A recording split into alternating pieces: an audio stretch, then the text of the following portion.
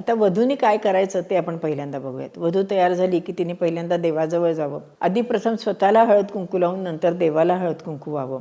देवासमोर एक पाट मांडून तिथे वधूला बसवलं जातं. वधूचं तोंड हे देवाकडे असतं.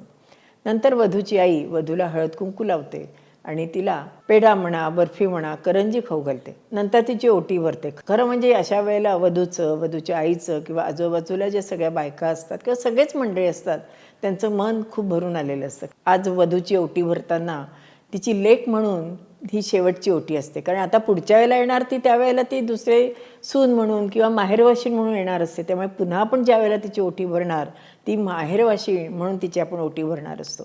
लग्नाची वेळ जवळ आलेली आहे, छान लग्न करायचं आहे म्हणून मन आनंदाने भरून आलेलं असतं. पण त्याच वेळेला आपली लेक आता दुसऱ्यांची होणार म्हणून मन दुःखाने सुद्धा भरून आलं असतं. डोळेसुद्धा पाण्याने भरलेले असतात आणि तरीसुद्धा मन आवरून आई तिची ओटी भरते. ओटी भरून झाल्यानंतर वधूने सगळ्यांना नमस्कार करायचा. प्रथम देवाला, घरातील मोठ्या माणसांना आणि मुख्य म्हणजे आपल्या घरात जे दिवंगत मंडळी असतात त्यांच्या जिथे फ्रेम लावले असतील त्यांनासुद्धा नमस्कार करायचा असतो. हातामध्ये तिचा नारळ दिला जातो, शेला पांघरला जातो आणि नंतर नववधू कार्यालयात जायला तयार होते. म्हणजेच गाडीत जाऊन बसते.